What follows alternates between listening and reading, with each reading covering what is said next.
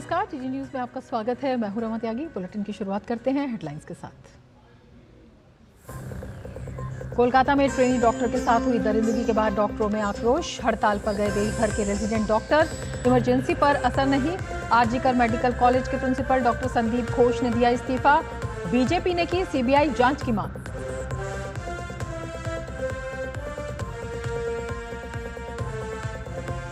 देश भर में चल रहे प्रदर्शन के बीच पश्चिम बंगाल की मुख्यमंत्री ममता बनर्जी ने कोलकाता दुष्कर्म मामले में पीड़िता के परिजनों से की मुलाकात। सीबीआई जांच को लेकर अभी भी स्पष्ट निर्देश नहीं। हिंडनबर्ग के आरोपों का अडानी ग्रुप ने बताया मनगढ़ंत और दुर्भावना से प्रेरित। सेबी चीफ और उनके पति ने भी जुटलाए आरोप। भाजपा ने भारत की अर्थव्यवस्था को कमजोर करने का बताया षड्यंत्र।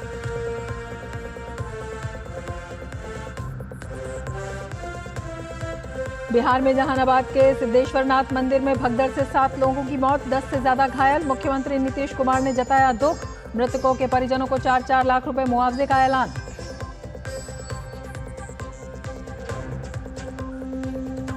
पहाड़ से मैदान तक बारिश से तबाही। उफान पर नदियां, सड़कों पर सैलाब। जनजीवन अस्त व्यस्त। राजस्थान के कई जिलों में आज स्कूल बंद।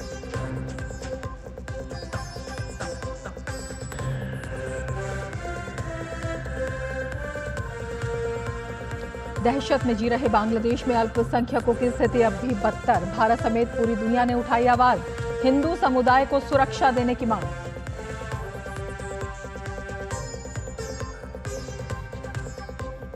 आज मनाया जा रहा है विश्व हाथी दिवस। प्रधानमंत्री नरेंद्र मोदी ने हाथियों के संरक्षण की जताई प्रतिबद्धता। कहा, भारत में हाथी हमारी संस्कृति एवं इतिहास से भी जुड़े रहे हैं। पिछले कुछ वर्षों में उनकी संख्या बढ़ रही है।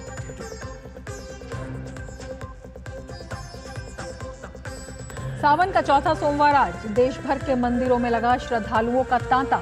हर हर महादेव के जयकारों से गुंजायमान हो रहे शिवालय।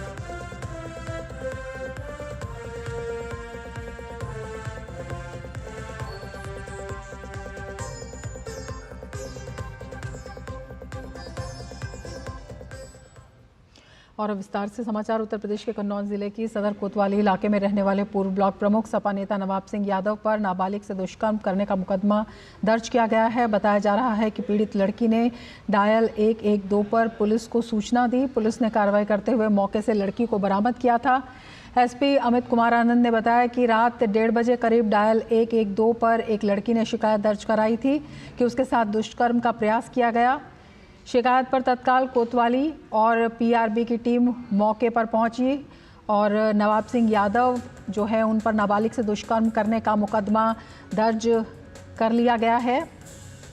और पीड़ित लड़की ने डायल 112 पर पुलिस को इसमें सूचना दी थी। पीड़ित की तहरीर के आधार पर नवाब सिंह यादव के खिलाफ पास्को एक्ट के तहत मुकदमा दर्ज कर लिया गया है। पीड़िता नाबालिग है और मामले में आगे की कार्रवाई की जा रही है। पुलिस ने मौके से लड़की को आज़ाद कराया और आपत्तिजनक हालत में अभियुक्त नवाब सिंह यादव को गिरफ्तार किया गया। तो अभियुक्त नवाब सिंह यादव को गिरफ्तार कर लिया गया है। पॉक्सो एक्ट के तहत मुकदमा दर्ज हो गया है। हमारे संवाददाता विकास हमारे साथ जुड़े हुए हैं। विकास, क्या जानकारी पूरी इस पूरे मामले में? जी बिल्कुल, ये घटना बिल्कुल ही चौंकाने वाली है और महिला पीड़ित जो है युवती की शिकायत पर उसको अरेस्ट किया गया है और मौके पर जब उनको अरेस्ट किया गया नवाब सिंह यादव को, तो पुलिस का यही कहना है कि वहां पर आपत्तिजनक अवस्था में उनको पाया गया और इस मामले के बाद एफआईआर लॉन्च कर ली गई है और आगे की कार्रवाई की जा रही है। ये नवाब सिंह यादव वही है जो समाजवादी पार्टी का नेता है, इससे पहले ब्लॉक प्रमुख रहा है और इसकी मैं पहचान बताना चाहूँगा कि ये डिम्पल यादव के साथ प्रतिनिधि के तौर पर भी रहता था वहाँ पर। और कहा यह जाता था एक समय जब समाजवादी पार्टी की उत्तर प्रदेश में सरकार थी तो लोग इसको उप मुख्यमंत्री कह के भी पुकारते थे, तो इसका वहाँ पर इतना दबदबा था। इसके विद्यालय पर नौकरी के लिए सिलसिले में अपनी बुआ के साथ ये पीड़ित युवती नाबालिग युवती वहां पहुंचती है और उसके बाद इस घटना को अंजाम दिया जाता है। युवती का आरोप है कि उसके दुष्कर्म करने का प्रयास किया गया और इस घटना के बाद अब पुलिस ने पॉक्सो एक्ट के तहत ये कार्रवाई की है। निश्चित रूप से अब कार्रवाई तो गंभीर है, लेकिन सबसे बड़ी बात है कि ये घटना कितनी गंभीर है ये एक बात को दर्शा रही है कि उत्तर प्रदेश में जो घटनाएं घटित हो रही हैं, आरोपी अपराधी की कोई जात कोई धर्म कोई वो नहीं होता है, लेकिन लगातार रमा ये देखने को मिल रहा है कि कुछ एक विशेष पहचान होती है, एक पार्टी के साथ ही उसका क्यों जुड़ाव होता जा रहा है। समाजवादी पार्टी का ये नेता भी उसी चीज़ को लगातार ये घटना भी आगे एक कदम बढ़ती हुई नजर आ रही है, चाहे मोहित खान हो अयोध्या का, चाहे नवाब यादव हो कन्नौज के। ये बात दर्शा रही है कि एक समय जिनका रसूख था, काफ़ी समय बाद हम देख रहे हैं उत्तर प्रदेश में जो परिणाम आने के बाद जो इस तरीके की घटनाएं हो रही हैं, जो नाम सामने आ रहे हैं, वो एक पार्टी विशेष से ताल्लुक रख रहे हैं ज़्यादातर घटनाओं में। ये भी एक सोचने वाला बिंदु है। इस तरीके से हम देखते थे, इससे पहले भी समाजवादी के जो पूर्व मुखिया थे मुलायम सिंह यादव, वो कहा करते थे कि बच्चे हैं, गलती हो जाती है। इस तरीके के बयान समाज को झंझोर देने वाले होते हैं। उसी पार्टी के ही जो जुड़े हुए लोग हैं, आखिर ज़्यादातर वही लोग क्यों इन घटनाओं में संलिप्त पाए जा रहे हैं, ये पूरे समाज को सोचने के लिए एक बड़ा विषय है। लेकिन इस घटना पर कार्रवाई की जा रही है। आगे की कार्रवाई पुलिस अधीक्षक के द्वारा बताया गया है। इस मामले में अरेस्ट उनको कर लिया गया है। साथ साथ जो मेडिकल की कार्रवाई होगी, तमाम सारी कार्रवाई और आगे की जाएंगी। जी, आप हमारे साथ बने रहें विकास, क्योंकि आगे हम अपने दर्शकों को बता देते हैं कि शिकायत पर तत्काल कोतवाली और पीआरबी की टीम मौके पर पहुंची। वहां पर लड़की बरामद हुई और आपत्तिजनक हालत में अभियुक्त नवाब सिंह यादव को हिरासत में ले लिया गया उस वक्त, और पीड़ित की तहरीर के आधार पर नवाब सिंह यादव के खिलाफ के तहत मुकदमा दर्ज कर लिया गया। पीड़िता नाबालिग है और मामले में आगे की कार्रवाई की जा रही है।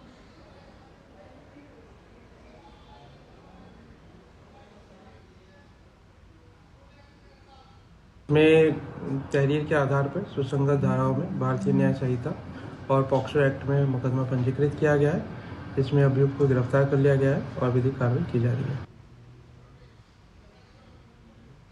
और कन्नौज में सपा नेता की काली करतूत पर भाजपा प्रवक्ता राकेश त्रिपाठी ने करारा प्रहार किया है। राकेश त्रिपाठी ने कहा कि आरोपी नवाब सिंह यादव सपा का चुटभैया नेता नहीं, बल्कि डिम्पल यादव के संसदीय क्षेत्र का प्रतिनिधि भी रहा है।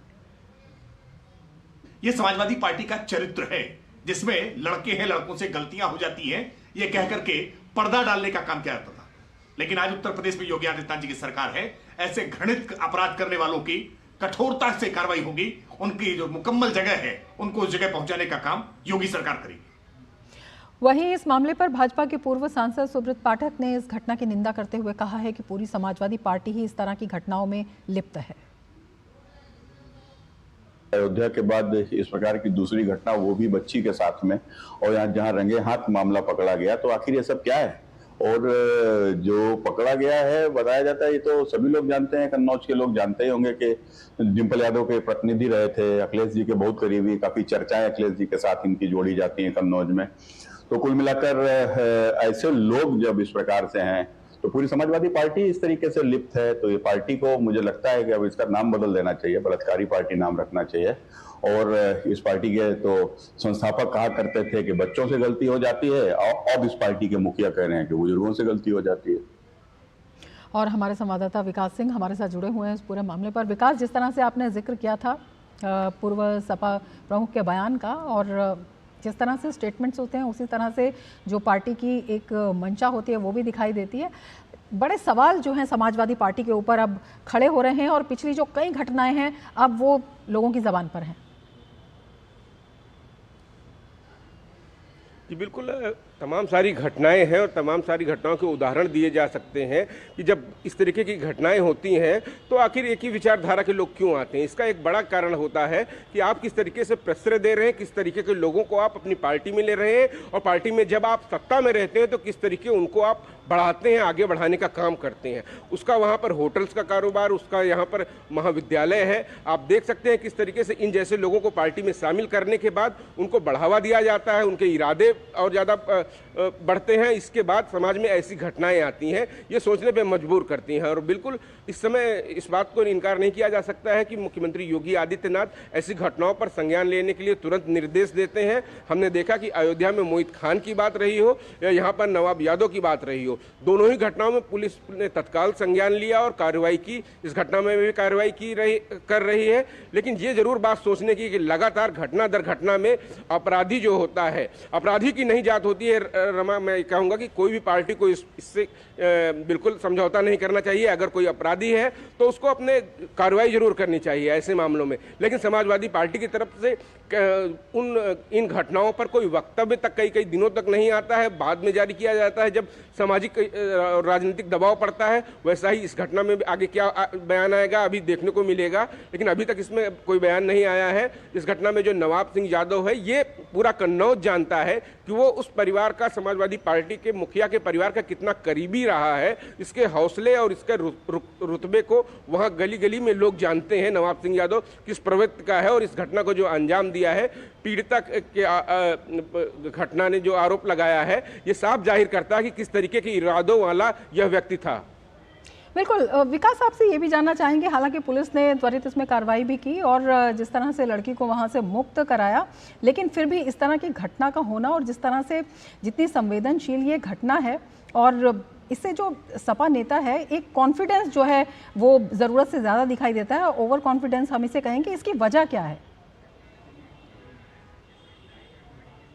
देखिए, तमाम सारी वजह होती हैं। बात होती है आप किस परिवेश में रहते हैं, किस विचारधारा के साथ जीते हैं, और आपको किस तरीके, जब आप मजबूत थे तो क्या प्रश्रय दिया गया था, आपके हौसले लगातार जो कार्रवाई हुई है लगातार दबे थे। लेकिन उत्तर प्रदेश के बदले हालातों के चलते इन लोगों के इरादे थोड़े से अभी और बुलंद हो गए हैं। इस बात से इनकार नहीं किया जा सकता है, ये भी एक कारण हो सकता है। और इस तरीके के लोग खासतौर से समाजवादी पार्टी में स्वीकार होता है जब यहाँ पर मुलायम सिंह यादव कहते हैं जब एक घटना पर कि बच्चे हैं, गलतियां हो जाती हैं, तो शर्मसार करते हैं पूरे समाज को, पूरी मानवता को, पूरी महिला जात को जो है करें शर्मसार करते हैं। जिस देश में महिलाएं पूंजी जाती हैं, जिनकी सबसे पहले पूजा होती है, साल में 2 बार हम नवरात्रि मनाते हैं, उस देश में इस तरीके की घटना होती है महिलाओं के साथ, बच्चियों के साथ। हमारे यहाँ कन्या पूजन होता है और लगातार हम देख रहे हैं नाबालिगों के साथ इस तरीके का काम, इस तरीके के कृत्य किए जा रहे हैं, जघन्य कृत्य के घटनाएं लगातार आ रही हैं। शर्मसार कर रहा है पूरे उत्तर प्रदेश, पूरे देश, पूरे समाज को।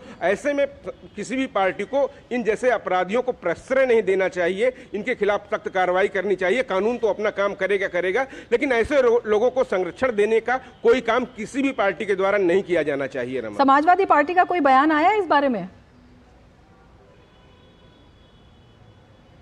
समाजवादी पार्टी के बयान के लिए हम लोग इंतजार कर रहे हैं। बिल्कुल ये माना जा रहा है कि अभी कुछ ही देर बाद शायद समाजवादी पार्टी के जिला कमेटी के द्वारा कोई बयान जारी हो जाए। जैसे बयान आएगा उसकी पुष्टि की जाएगी। लेकिन ये बात सभी जानते हैं कि समाजवादी पार्टी में कितना करीबी था ये व्यक्ति नवाब सिंह यादव, अखिलेश परिवार का।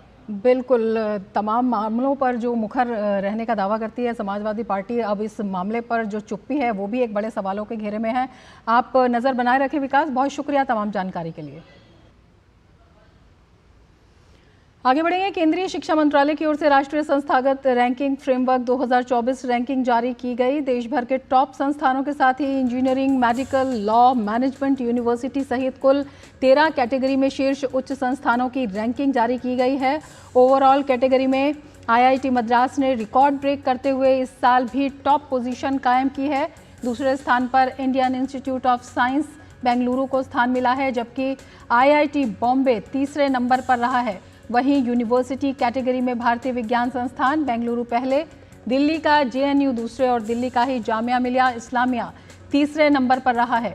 वहीं इंजीनियरिंग कैटेगरी में IIT मद्रास पहले स्थान पर रहा, जबकि IIT दिल्ली दूसरे और IIT बॉम्बे तीसरे नंबर पर रहा। इसके अलावा मैनेजमेंट कैटेगरी में IIM अहमदाबाद ने शीर्ष स्थान हासिल किया। वहीं IIM बेंगलुरु दूसरे और IIM कोझिकोड तीसरे नंबर पर रहा है।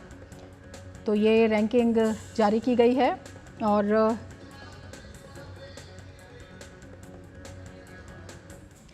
आगे बढ़ने से पहले लेते हैं एक ब्रेक। आप देखते रहिए DD न्यूज़। बढ़िया है, क्यों है? प्राकृतिक हल्दी, मिर्ची, धनिया नहीं, मिर्ची, धनिया, हल्दी, MDH। मसाले सच MDH। सुरक्षा की गारंटी हर चीज में जरूरी है, चाहे वो मुश्किल स्टंट हो या अच्छी फसल। इसलिए ले आइए IIL के ट्रैक्टर ब्रांड का शिनबार, जो देता है सुंडी और ट्रिप से सुरक्षा की गारंटी। बात जब पीढ़ियों के लिए बनने वाले घर की हो तो जिम्मेदारी बड़ी हो जाती है। गैलेंट समझता है ये जिम्मेदारी। अब MM रिब्स के साथ गैलेंट एडवांस TMT रीबार, निर्माण का रियल हीरो। ब्रेक के बाद फिर से आपका स्वागत है। हिंडनबर्ग रिसर्च की ओर से अडानी प्रकरण में सीधे सेबी प्रमुख पर आरोप लगाने के बाद घरेलू शेयर बाजार में सोमवार को गिरावट के साथ शुरुआत हुई। प्रमुख भारतीय बेंचमार्क इस दौरान गिरावट के साथ कारोबार करते दिखे, जबकि अडानी समूह के शेयर 7% तक लुढ़क गए। हालांकि थोड़ी देर की गिरावट के बाद बाजार का भरोसा लौटा और बेंचमार्क इंडेक्स हरे निशान पर लौट आए। फिलहाल सेंसेक्स 80,000 के आसपास और निफ्टी बढ़त के साथ 24,400 के पार कारोबार कर रहा है। बाजार के जानकारों के अनुसार निवेशकों ने हिंडनबर्ग की हालिया रिपोर्ट को नकारते हुए फिर से खरीदारी शुरू कर दी है। आपको बता दें, अमेरिकी शॉर्ट सेलर हिंडनबर्ग रिसर्च ने सेबी प्रमुख माधवीपुरी बुच और उसके पति धवल बुच पर उन ऑफशोर फंड्स में निवेश करने का आरोप लगाया जिनका इस्तेमाल अडानी समूह के शेयरों में तेजी लाने के लिए किया गया था। हालांकि बुच दंपति ने आरोपों को नकारते हुए कहा है कि सभी निवेश की जानकारी का खुलासा नियमों के अनुसार किया गया है।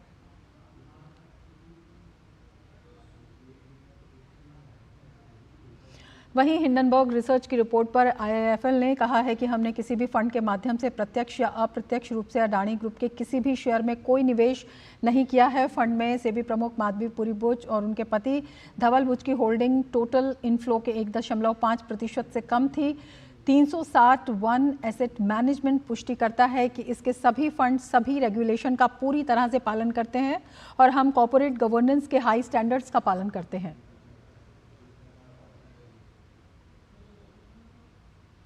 हिंडनबर्ग रिसर्च की हालिया रिपोर्ट पर बीजेपी सांसद रविशंकर प्रसाद ने कहा है कि भारत के लोगों द्वारा ठुकराए जाने के बाद कांग्रेस पार्टी, उसके सहयोगियों और टूलकिट गिरोह ने मिलकर भारत में आर्थिक अराजकता और अस्थिरता लाने की साजिश रची है। शेयरों के मामले में भी भारत एक सुरक्षित, स्थिर और आशाजनक बाजार है। ये सुनिश्चित करना सेबी की कानूनी जिम्मेदारी है कि बाजार सुचारू चले। हम उम्मीद करते थे कि तीसरी बार सत्ता से बेदखल होने के बाद कांग्रेस पार्टी, उनके सहयोगी गठबंधन के लोग और उनको प्रमोट करने वाले टूल किट के लोग थोड़ा संयम और शांति रखेंगे, लेकिन नरेंद्र मोदी जी के खिलाफ इतना दिल में घृणा है कि तीसरी बार प्रधानमंत्री कैसे बन गए, और बन तो गए तो इनको बेदखल करने की पूरी कोशिश करो। और पीड़ा की बात यह है, हारने के बाद अब वो भारत को आर्थिक रूप से अस्थिर करने के षड्यंत्र में जुटे हुए हैं। हिंडनबर्ग रिपोर्ट पर भाजपा नेता शहजाद पूनावाला का कहना है कि हिंडनबर्ग पर अमेरिका में डिसअपॉइंटमेंट का केस भी चल रहा है, जिसके आधार पर भारत की अर्थव्यवस्था में पैनिक क्रिएट किया जा रहा है। इस पर सुप्रीम कोर्ट ने सेबी की जांच को विश्वसनीय बताया है। ऐसे में राहुल गांधी सुप्रीम कोर्ट पर सवाल खड़ा कर रहे हैं।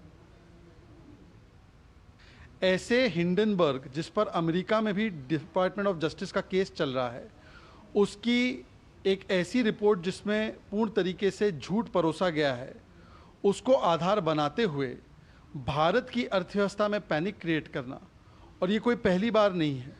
इससे पहले भी इस प्रकार के समूहों ने पहले शॉर्ट सेलिंग करना, फिर एक झूठी रिपोर्ट तैयार करना, उस झूठी रिपोर्ट के आधार पर भारत की मार्केट और फाइनेंशियल सिस्टम में पैनिक क्रिएट करना और उस पर मुनाफा कमाने का काम किया गया है। सुप्रीम कोर्ट ने कहा था कि सेबी ने जो जांच की थी वो विश्वसनीय है, उसमें कोई भी चूक नहीं है।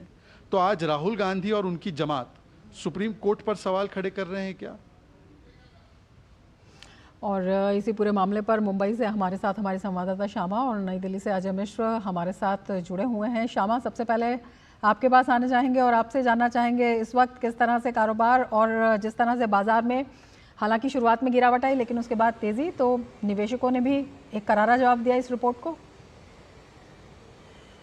जी बिल्कुल, यहाँ पर एक इन्वेस्टर्स ने दिखा दिया कि वो काफ़ी ज़्यादा भरोसा करते हैं भारतीय शेयर मार्केट्स में और उसके वे ऑफ वर्किंग में, ट्रांसपेरेंट तरीके से जो काम करता है उसमें। और साथ ही कई सारे एक्सपर्ट्स ने ये भी कहा था कि इन्वेस्टर्स दिखा देंगे कि वो कितने वाइज हैं, कितना उनमें विजडम है, और वो यही यहाँ पर दर्शाता है। आपने जैसे बताया कि शुरुआत में मार्केट्स ज़रूर रेड में हुआ था, रेड में लाल में कारोबार कर रहा था, और हमने सुबह बातचीत करते समय भी ये बताया था कि इस रिपोर्ट का एक नी जॉक रिएक्शन ज़रूर देखने मिलेगा, और यहाँ ये भी बताया जा रहा है कि ये उसी का असर था। हालांकि पूरे दिन में मार्केट्स ने ग्रीन में भी कारोबार किया, और बंद करने के समय में एक मामूली 56 जो एक पॉइंट्स कह सकते हैं उस पर, यानी कि 0.08% पे सेंसेक्स बंद हुआ है रेड में, और वहीं निफ्टी की भी बात कर लें तो 0.08% पे बंद हुआ है। तो काफ़ी मामूली एक गिरावट यहाँ पर देखने के लिए मिल रहा है बंद में।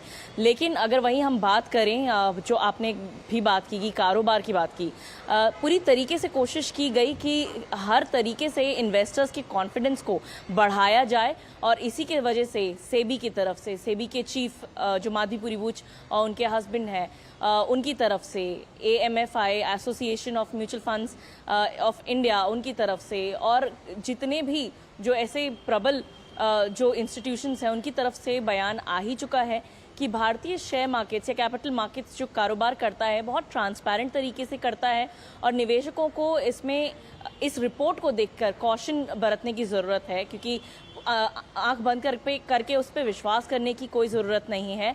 क्योंकि हम देख रहे हैं कि ये जो भारतीय शेयर बाज़ार है, कैपिटल मार्केट्स है, या जहाँ भी कारोबारी होती है, वो एक ग्लोबल स्टैंडर्ड के हिसाब से की गई है, और ये सिर्फ अभी की बात नहीं है, ये बहुत लंबे समय से काम किया जा रहा है इसके ऊपर, मार्केट्स को सुदृढ़ बनाने का। और यही इसका एक नतीजा है कि आज जहां पर इन्वेस्टर्स की कॉन्फिडेंस जहां पे खड़ी है, वो इस बड़े रिपोर्ट के आने के बाद में भी हिली नहीं है। लेकिन ये भी बताया जा रहा है कि आने वाले समय में, क्योंकि ये बहुत बड़े दावे किए गए हैं सेबी चीफ पर और अन्य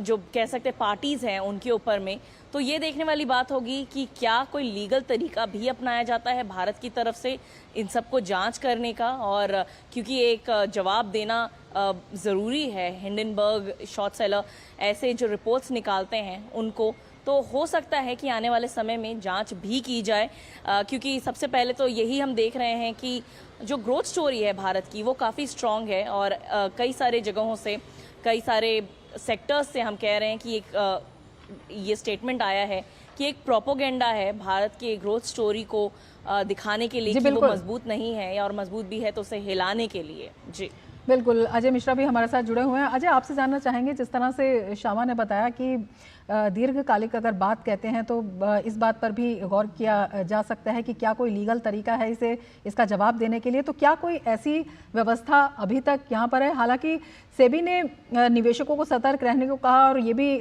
जो खबर आई कि हिंडनबर्ग को नोटिस भी दिया, क्या कुछ जानकारी इस बारे में है?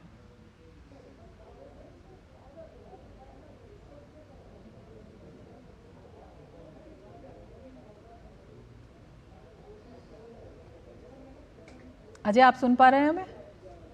जी रमा, प्लीज सवाल दोहराएं, मैं सुन नहीं पाया, प्लीज। अजय, जिस तरह से श्यामा ने अभी बताया कि लॉन्ग टर्म में ये भी देखना दीगर होगा कि क्या इस तरह का क्योंकि जिस तरह के दावे किए गए हैं, जिस तरह के बड़े सवाल उठाए गए हैं, तो उसका जो जवाब है, क्या कोई ऐसा लीगल तरीका है जिससे जवाब दिया जा सके। तो यही कि अब तक जो है क्या व्यवस्था है इसकी। हालांकि ये जानकारी प्राप्त हुई है कि सेबी ने निवेशकों को सतर्क रहने के साथ साथ हिंडनबर्ग को भी नोटिस दिया है, उसके बारे में क्या कुछ जानकारी है? देखिए, देखो जी, अब सवाल थोड़ा स्पष्ट हो पाया। दरअसल हिंडनबर्ग के साथ समस्या है कि हिंडनबर्ग US में रजिस्टर्ड है, और भारत में जो रजिस्ट्रेशन न होने की वजह से उसको भारतीय कानून का पालन करना बाध्यता नहीं है। तो पिछली बार भी जब सेबी ने नोटिस जारी किया था तो इस बारे में उन्होंने वेबसाइट पर तो इसको डाल दिया था, लेकिन उनका ये कहना है कि आप US में आकर के केस रजिस्टर कीजिए, उसके बाद फिर हम इसका जवाब देंगे। लेकिन अब इस ग्लोबल होते हुए दुनिया में आप इस तरह के रिपोर्ट्स को पब्लिश करना, और आपको याद होगा कि इससे पहले अभी एक और कंपनी थी जिसके बारे में हिंडनबर्ग ने रिपोर्ट दिया था, जिसमें भारतीय कोर्ट ने उसको पब्लिश करने से मना कर दिया था।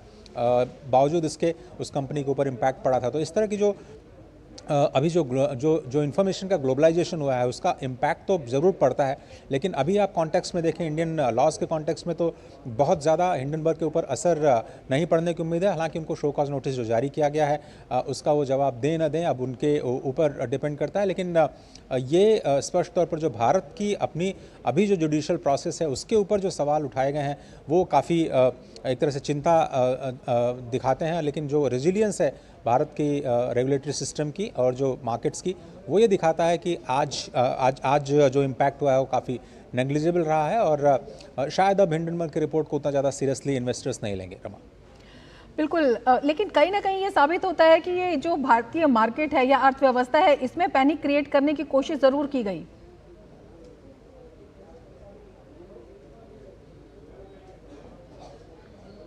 श्यामा, आपके पास आना चाहेंगे, आपसे जानना चाहेंगे जिस तरह से जो इंडियन मार्केट है उसमें कहीं ना कहीं पैनिक क्रिएट करने की ज़रूर कोशिश की गई और निवेशकों का जो विश्वास देखा गया वो इस वजह से भी देखा गया कि पहले की भी हिंडनबर्ग की जो रिपोर्ट्स हैं वो आधारहीन और तथ्यहीन पाई गई थी। बिल्कुल रमा, ये एक बहुत बड़ी बात है कि पहले भी हिंडनबर्ग अडानी एंटरप्राइजेस को लेके या एक अडानी ग्रुप को लेके रिपोर्ट निकाल चुका है और जैसा आपने बताया कि जो ये रिपोर्ट आ चुका है उसके बाद में ये फिर से ये रिपोर्ट आई है अडानी को लेके और साथ ही इसमें तो बहुत बड़ा एक आरोप किया गया है भारतीय रेगुलेटर को और रेगुलेटर के ऊपर भी जो चेयरमैन है सीधे चेयरपर्सन के ऊपर में ये अटैक किया गया है। ऐसे समय में कि बार बार आप आरोप लगा रहे हैं या एक्यूज कर रहे हैं, आपके एक्यूजेशंस कितने तथ्य पर बेस्ड हैं या वो बेसलेस हैं, ये सब बहुत मैटर करता है। और जिस तरीके से अडानी ग्रुप की बात कर लीजिए, सेबी या माधवीपुरी बुच और धवल बुच की तरफ से जो स्टेटमेंट्स आए हुए हैं उनकी अगर आप बात करें, आपने उनके स्टेटमेंट्स देखे होंगे अगर, तो आप समझ सकते हैं कि वो कह रहे हैं कि हमारे पास में जितने भी हमने जो इन्वेस्टमेंट्स किए हैं, निवेश किए हैं, जहां भी हमने निवेश किए हैं वो एक काफ़ी ट्रांसपेरेंट तरीके से किया है और सेबी की चीफ बनने के पहले वो सारा खुलासा उन्होंने पहले ही कर दिया था। तो यानी यहाँ पे तो कोई भी छुपाने वाली बात नहीं है और बहुत कम समय में माधवीपुरी बुच और धवल बुच ने एक अपना स्टेटमेंट जारी किया है। तो ये समय भी बहुत मैटर करता है कि रिपोर्ट के आने के कितने समय बाद ही जो जिनके ऊपर टारगेट किया हुआ है वो स्टेटमेंट या उसका जवाब दे देते हैं और कुछ ही समय के बाद दूसरे दिन में ही सेबी की भी स्टेटमेंट आ जाती है, अडानी की भी स्टेटमेंट आ जाती है। तो आप समझ सकते हैं कि कॉन्फिडेंस लेवल तभी होता है जब एक इंडिविजुअल को या ऑर्गेनाइजेशन को पता होता है कि उन्होंने कोई रॉन्ग डूइंग नहीं की हुई है। लेकिन जिस तरीके से मैंने आपको पहले भी बताया कि यहाँ पर जो उन्होंने अक्यूज़ किया हुआ है, जितनी भी पार्टीज़ को अक्यूज़ किया है, लॉन्ग रन में हो सकता है कि इसका एक इम्पैक्ट मार्केट्स पर भी पड़े। आज नीजक रिएक्शन हमने बिल्कुल देखा, लेकिन सेंटिमेंट, हम हमेशा बात करते हैं कि मार्केट्स हमेशा सेंटिमेंट पे काम करते हैं और यही सेंटिमेंट को एक प्रबल बना के रखना बहुत अनिवार्य है। अगर इसे थोड़ी भी चोट पहुंचती है तो मार्केट्स के ऊपर में असर होता हुआ हमें ज़रूर दिखेगा और यही कोशिश रहेगी इंस्टीट्यूशंस की भी, भारत सरकार की भी, कि ऐसा कोई चोट मार्केट के जो इन्वेस्टर्स हैं उनके कॉन्फिडेंस को, उनके ट्रस्ट को ना पहुंचे। और इसीलिए लगातार सेबी की ओर से भी ये प्रयास जारी रहेंगे कि वो बार बार जो सर्क्यूलर्स के तौर पर या डिसीजंस के तौर पर वो ऐसी बातें करते रहें जो इन्वेस्टर्स के जो प्रोसेस हैं उन्हें सपोर्ट करें। और एक यहाँ पर ये भी बात है कि जो रीट्स की बात की है हिंडनबर्ग ने, जहाँ पर वो बोल रहे हैं कि जो चेयरपर्सन है वो काफ़ी ज़्यादा वकालत कर रही थी रीट्स की, तो सेबी ने ये भी साफ किया है कि सिर्फ रीट्स की बात नहीं कर रहे थे चेयरपर्सन, उन्होंने कई सारे निवेश इंस्ट्रूमेंट्स को भी उन्होंने एडवोकेट किया है और सिर्फ ये एक इंस्ट्रूमेंट यहाँ पर एडवोकेट नहीं किया है। तो भारतीय मार्केट्स में, भारतीय कैपिटल मार्केट्स में काफ़ी ज़्यादा ऐसे कह सकते हैं हम स्ट्रॉन्ग और लुभाव अट्रैक्टिव ऐसे इन्वेस्टमेंट ऑप्शंस आए हुए हैं जिससे इन्वेस्टर्स के कॉन्फिडेंस बहुत ज़्यादा स्ट्रॉन्ग हुए हैं कुछ सालों में। और जाहिर सी बात है इसे एक रिपोर्ट से तोड़ पाना बहुत मुश्किल होगा। जी श्यामा, बहुत शुक्रिया तमाम जानकारी के लिए। अजय, आपका भी बहुत शुक्रिया तमाम जानकारी के लिए। आगे बढ़ेंगे। पश्चिम बंगाल के कोलकाता में रेजिडेंट डॉक्टर की हत्या के विरोध में आज देश भर के सरकारी अस्पतालों में डॉक्टर हड़ताल पर बैठे हुए हैं। जहां राष्ट्रीय राजधानी दिल्ली में एम्स और आरएमएल में डॉक्टर हड़ताल कर पीड़िता के लिए न्याय की मांग कर रहे हैं। वहीं कोलकाता और लखनऊ में भी डॉक्टरों ने मोर्चा संभाला हुआ है और मामले के दोषी के खिलाफ कड़ी से कड़ी कार्रवाई की मांग की जा रही है। डॉक्टरों ने प्रदर्शन करके महिला डॉक्टरों की सुरक्षा की मांग की। डॉक्टरों ने कहा कि मांगे पूरी नहीं होने तक प्रदर्शन जारी रहेगा। और इस बीच महिला डॉक्टर के दुष्कर्म और हत्या मामले पर कोलकाता हाई कोर्ट में 2 जनहित याचिकाएं दायर की गई हैं। ये याचिकाएं पश्चिम बंगाल विधानसभा में नेता प्रतिपक्ष शुवेंदु अधिकारी और भाजपा नेता डॉक्टर अर्चना मजूमदार ने दायर की हैं। डॉक्टरों की मांग है कि घटना में शामिल दोषियों के खिलाफ सख्त कार्रवाई हो। इसके साथ ही मामले की भी सीबीआई जांच हो ताकि पीड़ित परिवार को जल्द से जल्द न्याय मिल सके। भविष्य में ऐसी घटनाओं को रोकने के लिए सेंट्रल प्रोटेक्शन एक्ट लागू करने की मांग भी की गई है। उन्होंने कहा है कि अगर उनकी मांगें नहीं मानी जाती हैं तो ये हड़ताल जारी रहेगी। हड़ताल में सिर्फ रेजिडेंट डॉक्टर शामिल हैं। सीनियर डॉक्टर और कंसल्टेंट पहले की तरह मरीजों को देखते रहेंगे। इसके साथ ही आपको बता दें कि राज्य पुलिस इस मामले की जांच के लिए अस्पताल में ड्यूटी पर तैनात जूनियर डॉक्टरों से पूछताछ कर रही है।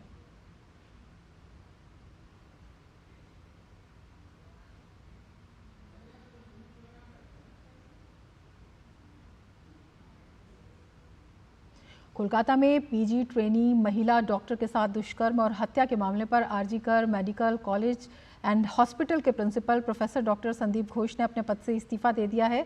इस्तीफे को लेकर उन्होंने कहा कि एक अभिभावक के तौर पर मैंने इस्तीफा दिया है। मैं नहीं चाहता हूं कि भविष्य में किसी के साथ ऐसा हो। मेरा बदनामी हो रहा है सोशल मीडिया में। मेरा मुख पे कुछ भी बोली जा रहा है। इसके कारण से और एक ये जो लड़की का डेथ हुआ डॉक्टर, ये लड़की मेरा लड़की जैसा है। एक पेरेंट्स होने का नाते मैं रेजिग्नेशन देना सोचता हूँ, इसलिए मैं रेजिग्नेशन दे रहा हूँ। मेंटली मैं आई डोंट लाइक, लेकिन मैंने उसको बचाने का कोशिश तो पूरी किया। लेकिन हमारा जो डिपार्टमेंट है, हमारा डिपार्टमेंट चेस्ट डिपार्टमेंट में उसका डेथ हो गया, तो it's really unavoidable. That's why आगे बढ़ेंगे। लखनऊ के किंग जॉर्ज चिकित्सा विश्वविद्यालय के रेजिडेंट डॉक्टर्स भी न्याय की मांग कर रहे हैं। देखते हैं ये रिपोर्ट। पश्चिम बंगाल के कलकत्ता में हुई घटना पर मेडिकल कॉलेज लखनऊ के भी छात्र आक्रोशित हैं। यहाँ पर तमाम सारे रेजिडेंट डॉक्टर हैं जो आक्रोशित हैं, धरने पर हैं। क्या मांग है आप लोगों की इस घटना पर? हम सबकी मांग है, रेजिडेंट डॉक्टर एसोसिएशन की ये मांग है कि Calcutta medical college, RG Kar medical college में महिला चिकित्सक के साथ जो घटना हुई है उसकी निष्पक्ष जांच सीबीआई से कराई जाए। साथ ही साथ दोषियों को कड़ी से कड़ी सजा दी जाए। हमें सिक्योरिटी चाहिए, हमें हमारे हॉस्पिटल्स में सीसीटीवी कैमरास चाहिए। हम पूरी दिन रात मेहनत करते हैं, इतनी 32 घंटे 24 घंटे की ड्यूटीज करते हैं। क्या हम सिक्योरिटी नहीं डिजर्व करते अपने कैंपस के अंदर रह के? बात यह है कि जिसके साथ होता है वही समझ सकता है, लेकिन जब दूसरे लोग समझेंगे, जब दूसरे लोग कनेक्ट कर पाएंगे इस चीज से, तभी सर कोई फैसला होगा, तभी एडमिनिस्ट्रेशन हमारा एक्टिव होगा और हमें समझना पड़ेगा। किसी भी चीज को छुपाना कोई समाधान नहीं होता है और जब तक लोग आगे नहीं आएंगे कुछ भी बदलेगा नहीं। ये सिर्फ एक डॉक्टर्स की मांग नहीं है, ये सामान्य जो नागरिक है उनके लिए भी जरूरी है। एक बेसिक सुरक्षा, बेसिक सिक्योरिटी एंड सेफ्टी सबको चाहिए। तो अभी का यही है कि हमें जस्टिस चाहिए जो भी हीनियस क्राइम हुआ है उसके लिए, और सेफ्टी और सुरक्षा हमारे हॉस्पिटल्स में हो। तमाम सारे रेजिडेंट डॉक्टर हैं केजीएमयू के जो काफ़ी ज़्यादा आक्रोशित हैं। इनकी मांग है कि इस मामले में उन्हें न्याय मिले और आगे ऐसे कानून बनाए जाएं जिनसे डॉक्टर सुरक्षित रह सकें। कैमरामैन रामजी वाजपेयी के साथ विकास सिंह, डीडी न्यूज़, लखनऊ। और दिल्ली के भी कई अस्पतालों में डॉक्टरों ने विरोध प्रदर्शन किया। दिल्ली के आरएमएल अस्पताल में डॉक्टरों ने प्रदर्शन करके महिला डॉक्टरों की सुरक्षा की मांग की। डॉक्टरों ने कहा कि मांगे पूरी नहीं होने तक प्रदर्शन जारी रहेगा।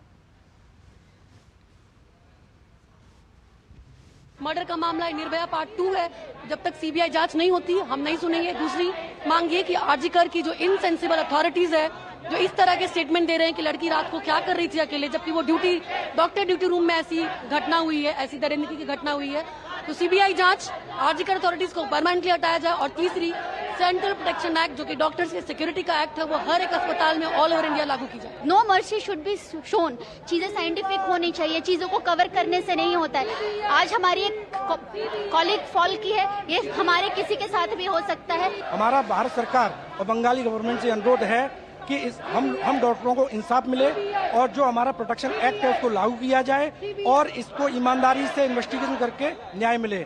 अभी आज की डेट में पूरे ऑल इंडिया में स्ट्राइक चल रही है। हम लोग स्ट्राइक जब तक चलेगी जब तक हमें न्याय नहीं मिलेगा। अभी जो इन्वेस्टिगेशन चल रही है बहुत स्लो चल रही है, हमें कोई ऐसे ऑर्डर नहीं मिला है कि ऐसे कोई स्पेसिफिक ऑर्डर आया है, तो हमें लग रही है कि जो भी चल रही है बहुत भ्रष्टाचार चल रही है अभी।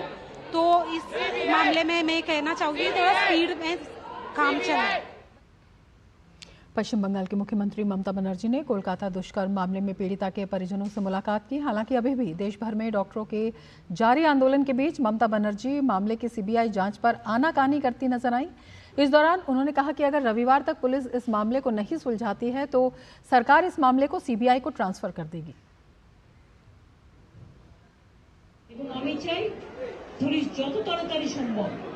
দোষীদের গ্রেফতার করবে আর রবিবার পর্যন্ত যদি তারা কোন কিনারা করতে না পারে, কারণ ভেতরেও তো অনেকে আছে, তাহলে এই কেসটা আমরা আমাদের হাতে রাখবো না, আমরা सीबीआई के দিয়ে দেব। बीजेपी सांसद रविशंकर प्रसाद ने पश्चिम बंगाल के मेडिकल कॉलेज में महिला डॉक्टर के रेप और हत्या मामले में आक्रोश जताया। उन्होंने कहा कि यह सरकारी आतंक का खौफनाक सच है। रविशंकर प्रसाद ने इस मामले पर सीबीआई जांच की मांग की। साथ ही उन्होंने ममता बनर्जी पर निशाना साधते हुए पीड़िता को न्याय दिलाने की बात कही। जो हो रहा है वो सरकारी आतंक का खौफनाक सच है। जो एक डॉक्टर के साथ बदसलूकी से जो बलात्कार हत्या हुआ, आप उसकी ठीक से पोस्टमार्टम नहीं कराते हैं, आप इनक्वेस्ट रिपोर्ट ठीक से नहीं बनाते हैं। डॉक्टर अजीब प्रकार की बातें कर रहे हैं, कुछ लोग सुसाइड की बात कर रहे हैं। कम से कम मरे हुए को भी न्याय नहीं देने की कोशिश करोगे? हम डिमांड करते हैं सीबीआई इंक्वायरी, जो वहां की भाजपा ने कहा है। और ममता जी, आप बार बार सीबीआई से भागती हैं, कम से कम एक मरी हुई डॉक्टर की नृशंस हत्या करके न्याय दे दीजिए। आप कहिए, हमें कोई आपत्ति नहीं है। We condemn this kind of heinous attempt for cover up. Bulletin में अब वक्त है एक ब्रेक का। आप देखते रहिए डीडी न्यूज।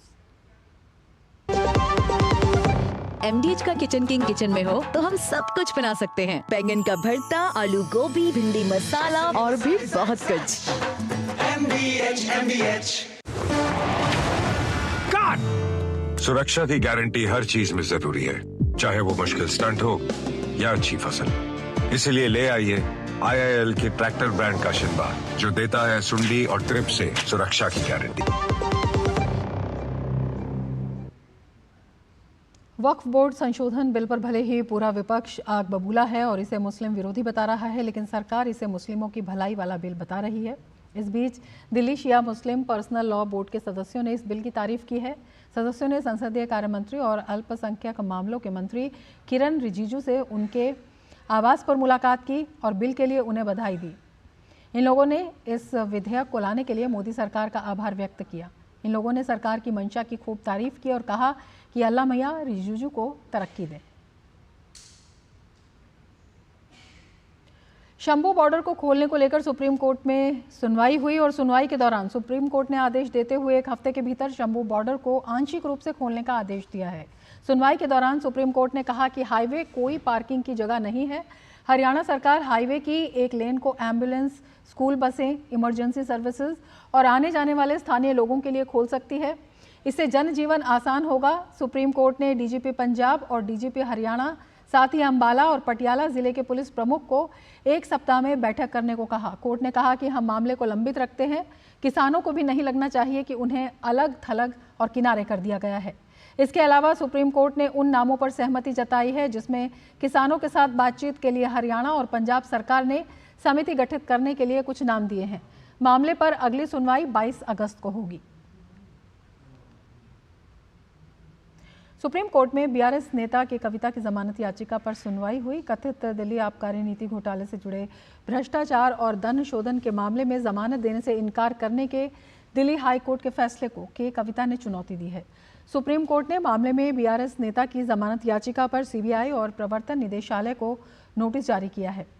आपको बता दें, दिल्ली हाई कोर्ट ने 1 जुलाई को दोनों मामले में कविता की जमानत याचिकाओं को खारिज करते हुए कहा था कि बीआरएस नेता दिल्ली आबकारी नीति 2021-22 अब जो रद्द कर दी गई उसे बनाने और उसे लागू करने से संबंधित आपराधिक साजिश में प्रथम दृष्टया मुख्य साजिशकर्ताओं में से एक है। मामले में 20 अगस्त को अगली सुनवाई होगी। विदेश सचिव विक्रम मिस्री ने अपने नेपाल दौरे के दौरान विदेश मंत्री डॉक्टर आरजू राणा देउवा से मुलाकात की। इस दौरान दोनों ने आपसी हितों के द्विपक्षीय मामलों और सभी क्षेत्रों में भारत नेपाल द्विपक्षीय सहयोग को और मजबूत करने के तरीकों पर चर्चा की।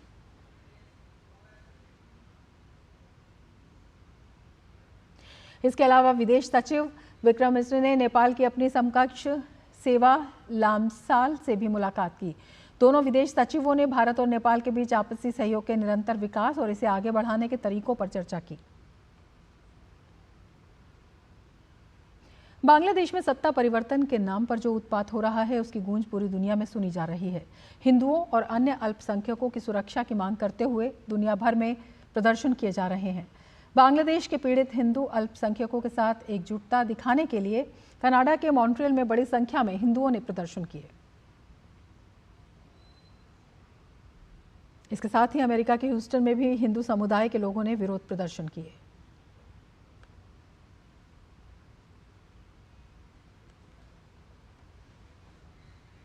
विश्व हाथी दिवस हर वर्ष 12 अगस्त को मनाया जाता है। विश्व हाथी दिवस की शुरुआत 12 अगस्त 2012 में हुई। इसका उद्देश्य हाथियों के प्रति जागरूकता लाना और उन्हें संरक्षण प्रदान करना है। भारत के केरल में सबसे ज़्यादा हाथियों की मौत होती है। हाथियों को नुकसान पहुंचाना कानूनन अपराध है। वाइल्ड लाइफ प्रोटेक्शन एक्ट 1972 के प्रावधान के अनुसार जानवरों की हत्या पर 3 साल की सज़ा और 25,000 रुपये जुर्माना है। इस पर सरकार हाथियों के बचाव हेतु अनेक कार्यक्रम चला रही है। विश्व हाथी दिवस पर प्रधानमंत्री नरेंद्र मोदी ने भी इस संबंध में सोशल मीडिया साइट एक्स पर एक संदेश दिया। पीएम ने कहा, हाथियों की सुरक्षा के लिए सामुदायिक प्रयासों की सराहना करने का ये एक अवसर है। हम ये सुनिश्चित करने के लिए हर संभव प्रयास करने की अपनी प्रतिबद्धता की पुष्टि करते हैं कि हाथियों को अनुकूल वातावरण मिले जहां वे फल फूल सकें। भारत में हाथी हमारी संस्कृति और इतिहास से भी जुड़ा हुआ है। ये खुशी की बात है कि पिछले कुछ वर्षों में उनकी संख्या बढ़ रही है।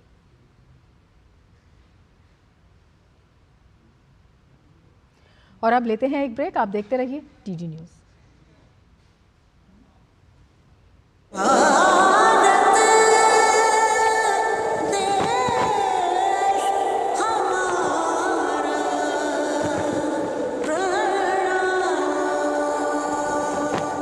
घर घर तिरंगा, हर घर तिरंगा, घर घर तिरंगा, रथ घर तिरंगा, घरों घरी तिरंगा, प्रत्येक घरी तिरंगा। आसमान को पाना है, आसमान से आगे जाना है। नए भारत की नई कहानी अब आसमान को सुनाना है। गर्व है इस तिरंगे पर, सारे जहां को ये दिखाएंगे। अमृत काल मनाएंगे, घर घर तिरंगा लहराएंगे। घर घर तिरंगा, हर घर तिरंगा, इंटिंटा झंडा मने मनेगु त्रिवर्णा। इलमिंगो वन्नकोड़ी वीरदोरम त्रिवर्णम।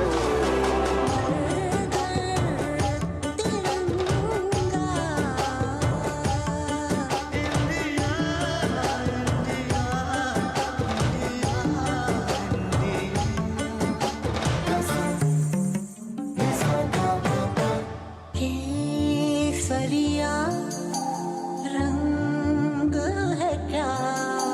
ये रंग मेरी शक्ति का है, ये रंग मेरी ताकत का है, ये रंग देश के माथे पे सजा। श्वेत है क्या? रंग सत्य का। ये श्वेत रंग शांति का है, ये श्वेत रंग एके का है, ये रंग देश के दिल में है बसा। रंग हरा तो खुशहाली का है, ये धर्म चक्र विकास का। इन्हीं उसूलों से है ये बना तिरंगा हमारा। तिरंगा प्यारा, घोरे घोरे तिरंगा, शोक घोरे तिरंगा, घेर घेर तिरंगो,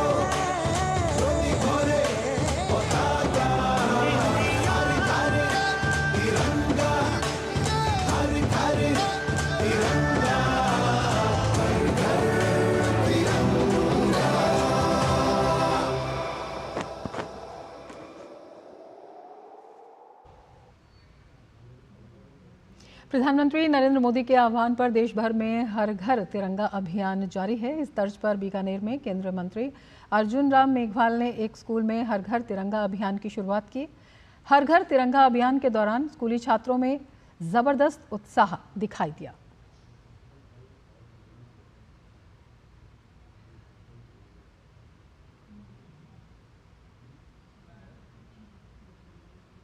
भारतीय एंटरप्राइजेज की अंतर्राष्ट्रीय निवेश शाखा भारतीय ग्लोबल ने सोमवार को कहा कि उसने यूके की दिग्गज दूरसंचार कंपनी ब्रिटिश टेलीकॉम ग्रुप में 24.5% हिस्सेदारी का अधिग्रहण करने के लिए एक समझौता किया है। समझौते की अनुमानित कीमत $4 बिलियन है। ये शेयर भारतीय टेलीवेंचर यूके के माध्यम से खरीदे जाएंगे, जो भारतीय ग्लोबल द्वारा स्थापित पूर्ण स्वामित्व वाली कंपनी है। कंपनी ने एक बयान में कहा कि वो दूरसंचार दिग्गज पैट्रिक ट्राही द्वारा स्थापित अल्टिस यूके से शेयर खरीदेगी। इस समझौते से भारतीय ब्रिटिश टेलीकॉम की सबसे बड़ी शेयरधारक बन जाएगी।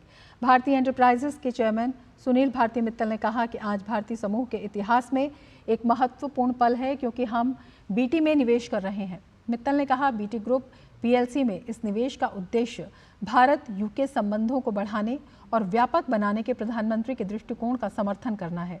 भारतीय एंटरप्राइजेज ने कहा कि निवेश से भारत और ब्रिटेन के बीच दूरसंचार क्षेत्र में कृत्रिम बुद्धिमत्ता एवं 5G अनुसंधान एवं विकास और कोर इंजीनियरिंग क्षेत्रों में नए तालमेल बनाने में मदद मिलेगी। बीटी ग्रुप के सीईओ एलिसन किकर्बी ने इस समझौते पर कहा कि भारतीय ग्लोबल से इस पैमाने का निवेश बीटी ग्रुप के भविष्य के लिए महत्वपूर्ण है। We got this opportunity to buy a very important block of shares. It's almost very difficult and hard to buy such stock in the market. This 24.5% block makes us the single largest shareholder in this iconic company. I think it's a very attractive buy. UK and European telecom companies are trading at low multiples. So given the cash flow expectations from BT, we believe this is going to be a good investment, and it's a long-term investment. देश में नई company और LLP registration की संख्या इस वित्तीय वर्ष में अब तक लगभग 5% बढ़कर 91,578 हो गई है, जबकि पहले ये 87,379 थी। ये आंकड़े देश में अनुकूल कारोबारी माहौल को दिखा रहे हैं। कॉरपोरेट मामलों के मंत्रालय ने ये आंकड़े जारी किए। जानकारों का मानना है कि ट्रेंड को देखते हुए इस वित्त वर्ष में कंपनी निगमन की संख्या पिछले वित्त वर्ष की 1,85,312 कंपनियों की संख्या से अधिक होने की उम्मीद है। मंत्रालय के मुताबिक वर्ष 2023-24 के दौरान नई कंपनियों की संख्या वर्ष 2022-23 में पंजीकृत 1.59 लाख कंपनियों की तुलना में 15% अधिक थी।